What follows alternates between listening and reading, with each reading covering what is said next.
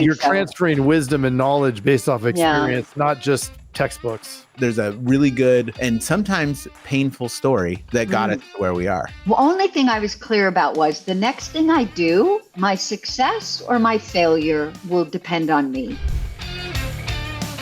I would love to know how you became an executive coach. And I want to know the story behind it too. Usually, however we get somewhere, there's a really good and sometimes painful story that got us to where we are. Yeah, mine wasn't super painful, but I will say that this is what I was born to do, but it took me a long time to figure that out. And also, by the way, never hire a coach who just graduated from college because they don't know what the hell they're doing.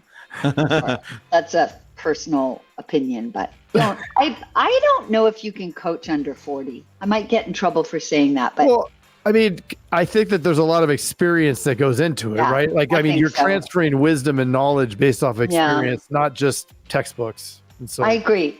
Yeah. So unless you're like a gold medal winner or something and you bring a whole different sort of angle to the coaching. So I have been a management consultant, worked in Canadian Parliament, worked in microfinance, and then I held some leadership positions in nonprofits. And then I went to open an office of one in New York, and we did really well. Super well. But guess what? We did not control our budget, right? We could raise money, but the money went to the California base headquarters, and then we accessed it through the budget process, right? The organization essentially went bankrupt, which nonprofits technically can't go bankrupt, but it did. So we had worked really hard and we'd done really well. It was to help low-income women start businesses. We had great engagement. We had recruited. There were businesses that were starting to flourish. We had great numbers of them finishing the course, getting access to finance. And then all of a sudden it was like gone, right? Oh. And I thought to myself, I had brought in some coaches to help the women pro bono. And the only thing I was clear about was the next thing I do, my success or my failure will depend on me, not anyone else. And then this woman who was like my totally beloved mentor who passed away a few years ago, she said to me, "What are you going to do now?" And I said, "I don't know. I don't know." And she said, "Well, why don't you take my intensive coaching course at NYU? You're a total natural." And literally, I never looked back. What was it that you loved about it? Oh man, what do I love about it? First of all, I just am naturally super curious. So I'm really interested what's going on in people's lives, and that's one. Secondly, if you're a coach, you're always doing research and research. You're always like taking courses, trying new different kinds of therapies. You're always building your toolkit, right?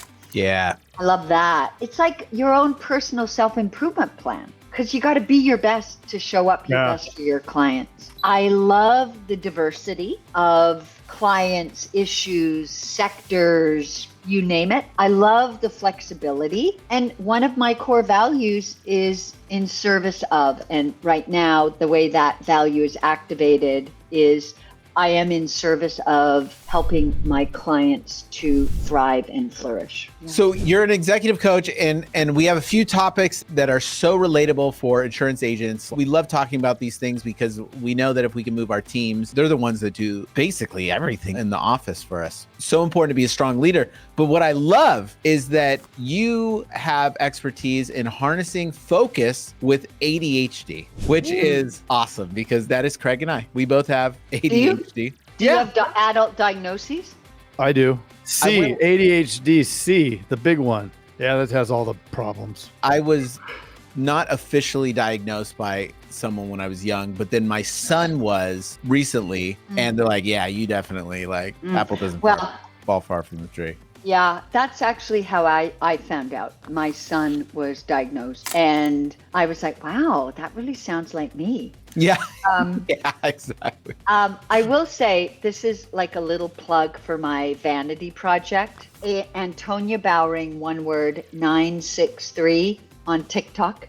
I go on every day with ADHD tips. I'll tell you my dream for folks with ADHD. My dream is that Craig would say to me, "Oh, Antonia, pretend we're in the insurance business." Pretend right? we're in the insurance business. That's what he does every day. They ask you how you are, you just have to say that you're fine when you're not really fine. I know. And Craig says to me, "Oh, Antonia, we have a meeting to get things ready for that client presentation." And you say, "You've got ADHD, right?" And I say, "Yeah." And you say, what kind of accommodations or what can we do to make it easier for you? Period. That's it. I say that? Yeah, you do.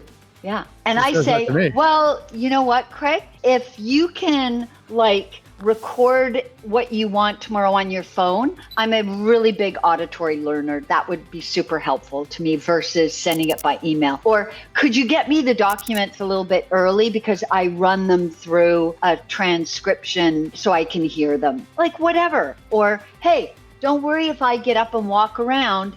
That's just, I need to do that to focus. Right. My dream is that it's not like we only talk about, oh, all the superpowers or, oh, it's like so many problems. We just say different brain wiring. Okay, so what do we do to accommodate that? That's my dream.